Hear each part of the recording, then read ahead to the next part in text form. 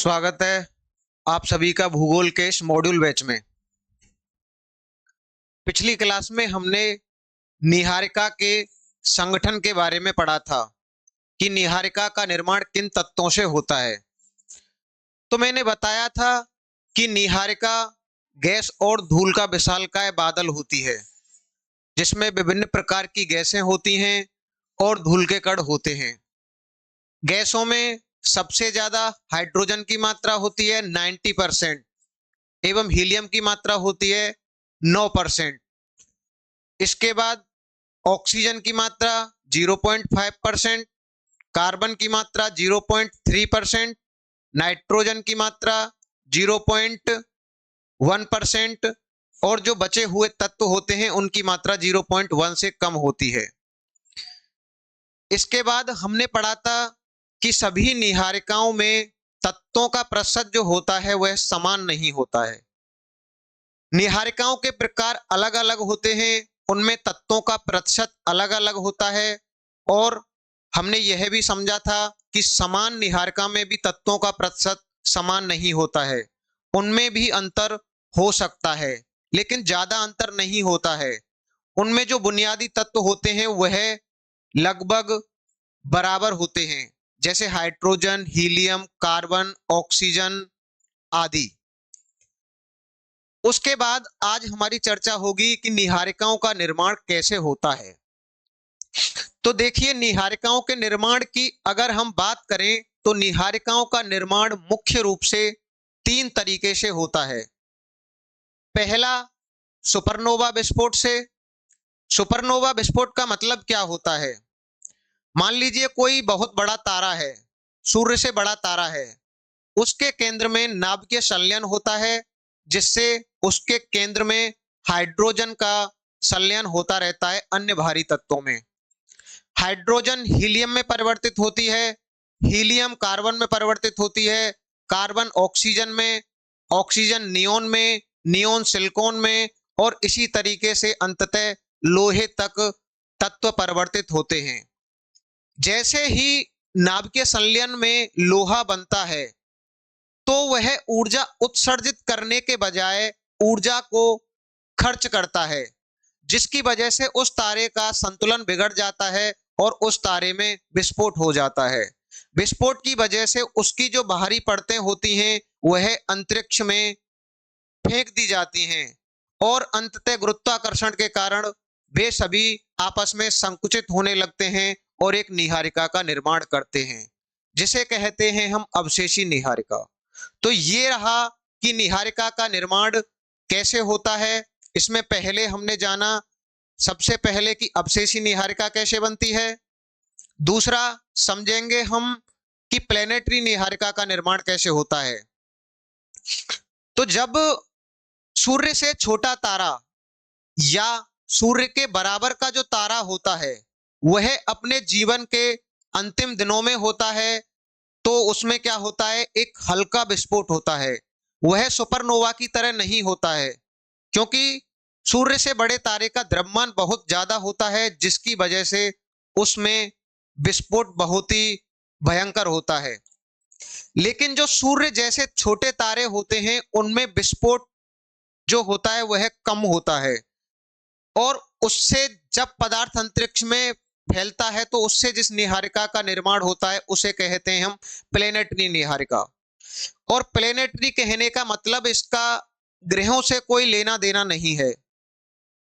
इसे हम ग्रही निहारिका इसलिए कहते हैं क्योंकि यह हमें देखने में ग्रहों की तरह प्रतीत होती है। इसका मतलब यह नहीं है कि इसका निर्माण प्लेनेटरी निहारिका से ग्रहों का निर्माण होता है।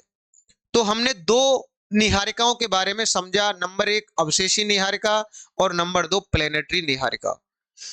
नंबर तीन अगर हम बात करके चले तो नंबर तीन पर होती है डार्क निहारिका, या कह सकते हैं विशालकाय आणविक बादल, मॉलिक्यूलर गैस क्लाउड।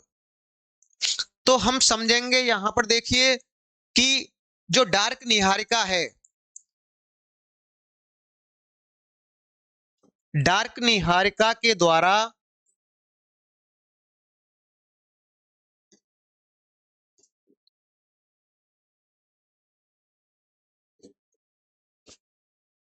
तारों का निर्माण। देखिए यह जो डार्क नीहारिका है यह सबसे ज्यादा महत्वपूर्ण है। कारण क्या है कि जो तारे बनते हैं वह डार्क नीहारिका से ही बनते हैं।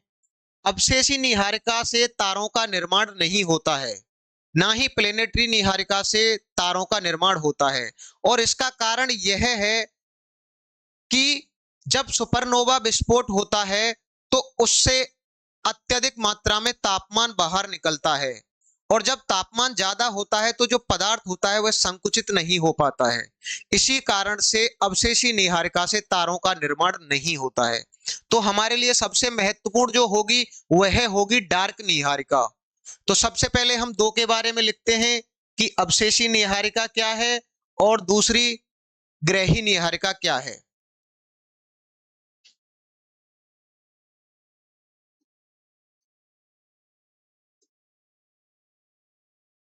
अवशेषी नीहारिका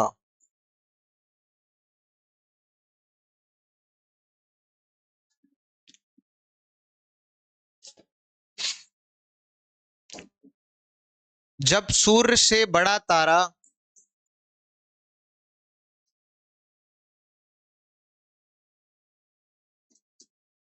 मरता है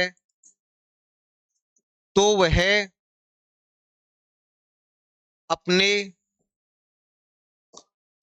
कोर, देखिए जो तारे होते हैं उनकी अगर हम आंतरिक संरचना की बात करके चलें तो उनमें जो आंतरिक परत होती है उसे बोलते हैं कोर।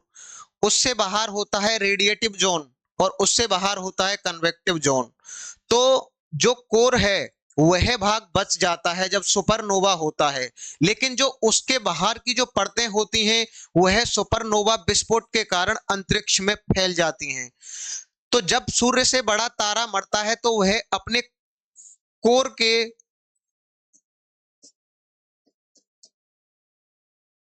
बाहर की परतों को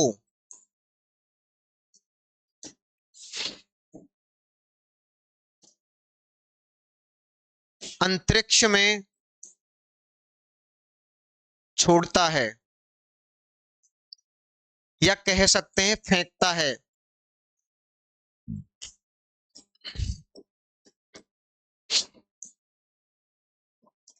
जो समय के साथ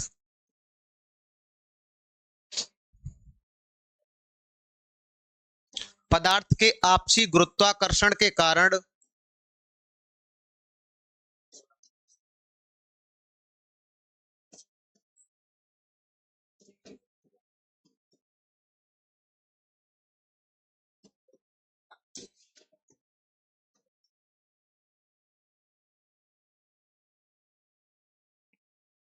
संगठित होकर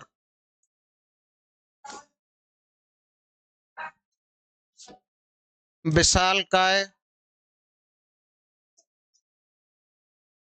विशाल गैस एवं धूल के बादलों का निर्माण करता है।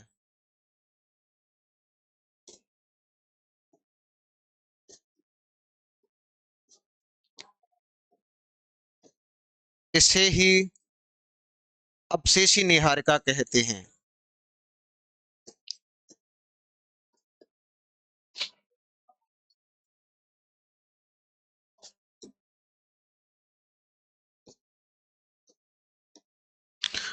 ठीक है, तो यानी कि हमने समझा कि अवशेषी नीहारिका क्या है। देखिए एक बात और समझिए, इसको हम तारों के निर्माण वाले टॉपिक में पढ़ेंगे कि जब अवशेषी नीहारिका का निर्माण होता है और तारा मरता है तो उसके कोर में जो अंततः तत्व बनता है वह बनता है लोहा। लेकिन जब ग्रही नीहारिका का निर्माण होता है यानी कि जो लगभग सूर्य के द्रव्यमान के बराबर तारा होता है वह जब मरता है तो जब कोर होता है उस कोर में अंततः जो तत्व बनता है वह कार्बन बनता है, वह लोहे तक नहीं पहुंच पाता है। नाभिकीय संलयन कार्बन पर रुक जाता है और वह अपनी भारी परतों को क्या करता है अंतरिक्ष में छोड़ देता है। और अंतिम अवस्था जो तारे की होती है वह होती है रेड जायंट की, लाल दानव की। लेकिन जब सूर्य से बड़ा तारा होता है, वह जब अपने जीवन के अंतिम दिनों में होता है, तो वह सबसे पहले कोर में हाइड्रोजन होता है, हाइड्रोजन का नाभिकीय संलयन होता है, हीलियम बनता है, हीलियम से आगे कार्बन बनता है, कार्बन से ऑक्सीजन बनता है, ऑक्सीजन से नियोन बनता है, नियोन से सिलिकॉन बनता है और अंततः लोहा बनता है।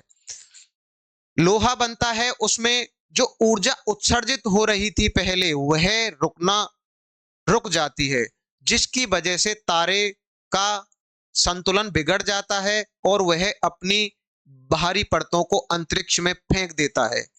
इसे ही कहते हैं हम सुपरनोवा विस्फोट। और उससे जो नीहारिका का निर्माण होता है उसे कहते हैं अवशेषी नीहारिका। अब हम दूसरी नीहारिका की बात करते हैं। दूसरी है ग्रही नीहारिका। ग्रही नीहारिका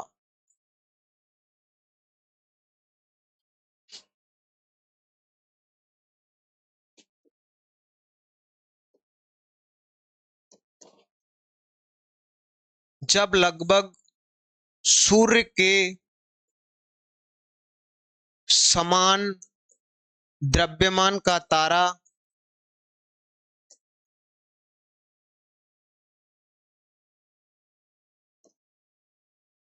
अपने जीवन के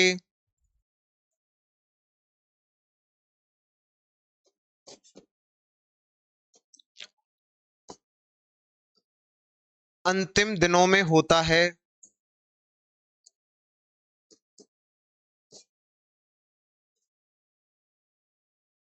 तो वह अपनी बाहरी परतों को अंतरिक्ष में छोड़ता है।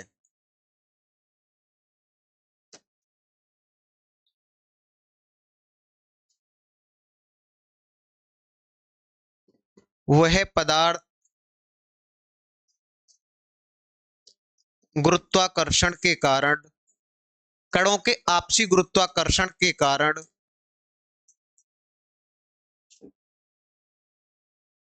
संघनित होते हैं और इसको हम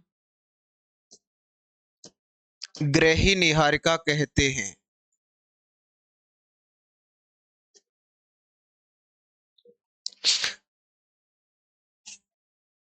इसका ग्रहों से कोई लेना देना नहीं है।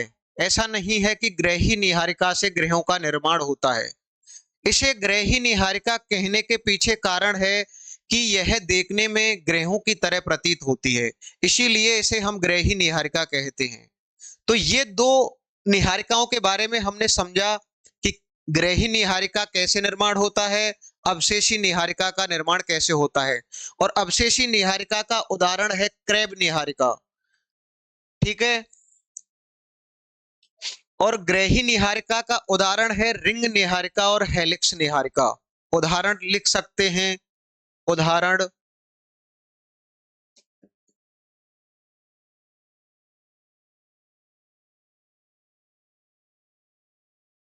रिंग निहारिका, रिंग एवं हेलिक्स निहारिका।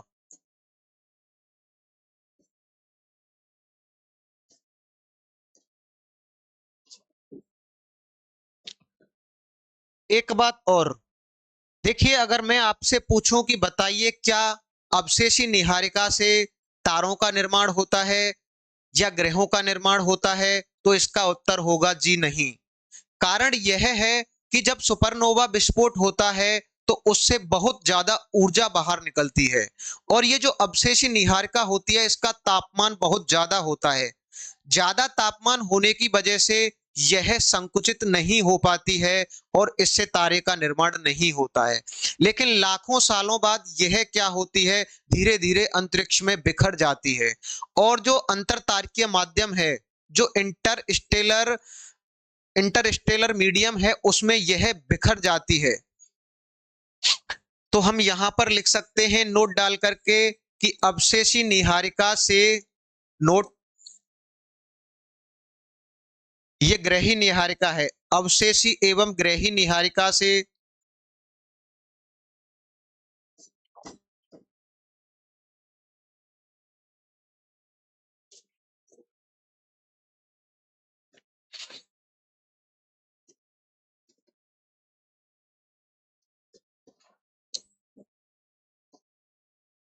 तारों का निर्माण नहीं होता है।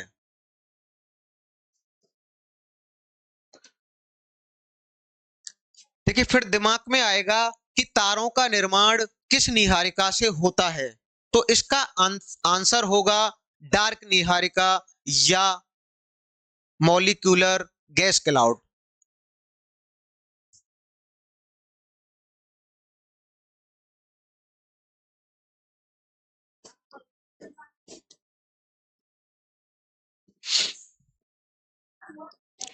तारों का निर्माण डार्क निहारिका या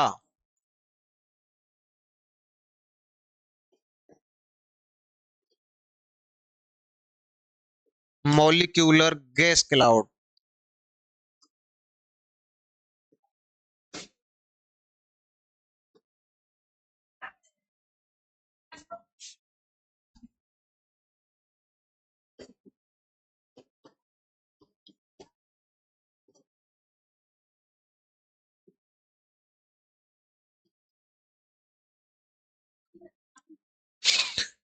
अवशेषी निहारिका से तारों का निर्माण होगा, तो इसका उत्तर होगा जी नहीं। ग्रही निहारिका से तारों का निर्माण होगा, नहीं। तो तारों का निर्माण जिस निहारिका से होता है उसे कहते हैं हम डार्क निहारिका या मॉलिक्यूलर गैस क्लाउड। और कारण भी मैंने बता दिया कि अवशेषी निहारिका से तारों का निर्माण क्यों नहीं होता है, क्योंकि अवशेषी निहारिका में जो गैस और धूल होते हैं उसका तापमान बहुत ज्यादा होता है, जिसके कारण वह संकुचित नहीं हो पाते हैं और अंततः तारे नहीं बन पाते हैं। लेकिन डार्क निहारिका की बात करके चलें तो डार्क निहारिका बहुत ही घनी होती है अन्य निहारिकाओं के सापेक्ष। वैसे तो सघनता इसकी कम होती है अगर हम किसी अन्य आकाशीय पिंड के सापेक्ष बात करके चलें, लेकिन जो अन्य निहारिकाएं हैं उनकी अपेक्षा सघनता ज्यादा होती है, ठंडी होती हैं, अंधेरी होती हैं, इसीलिए इनका संकुचन आसानी से हो जाता है और अंततः तारे का निर्माण हो जाता है। तो हमारे समझ में यह आया। देखिए एक पॉइंट और लिख सकते हैं कि अवशेषी निहारिका से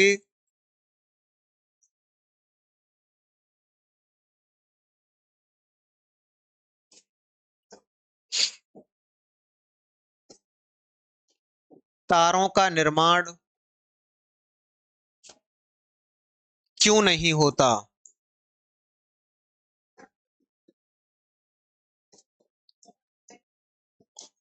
ठीक है, तो इसका आंसर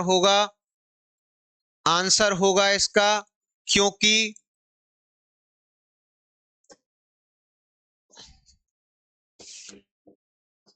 अवशेषी निहारिका का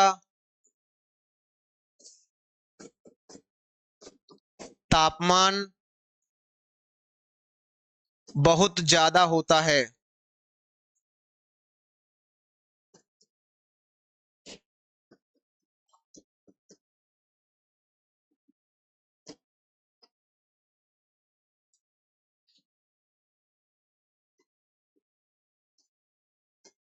जिसकी वजह से यह संकुचित नहीं हो पाती है।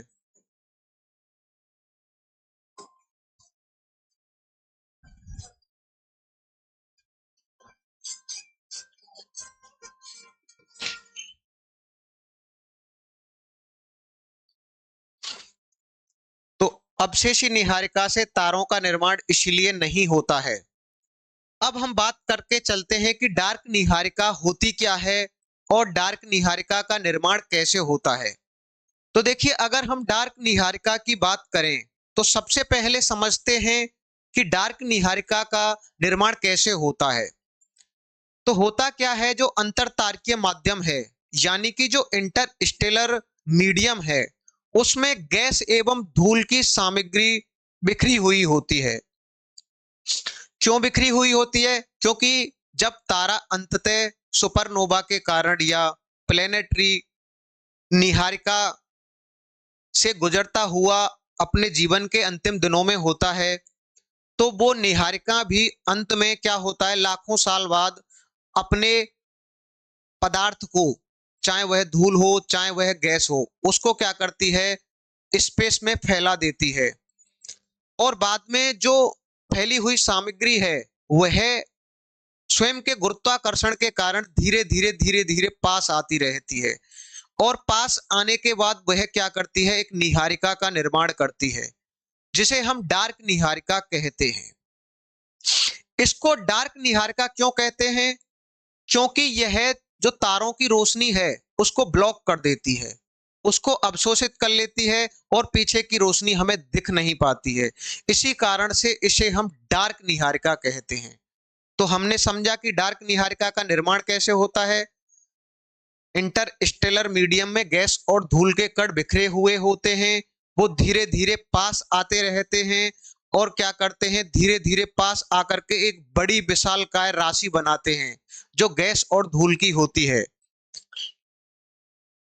जिसके द्वारा जो ऊर्जावान तारों की रोशनी होती है वह ब्लॉक हो जाती है, उसे वह अवशोषित कर लेती है और वह रोशनी हमें दिखाई नहीं देती है। उसे ही कहते हैं हम डार्क निहारिका।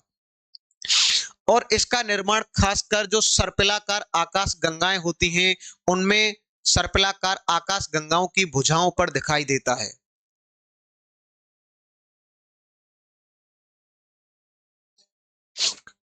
तो अब हम यहां पर लिखेंगे कि डार्क निहारिका क्या है।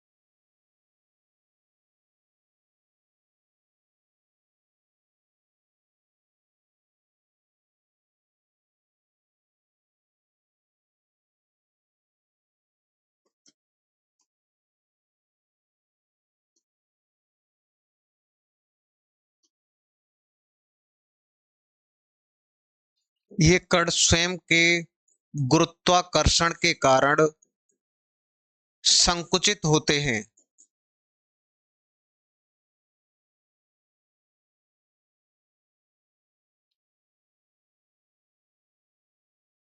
एक मिनट।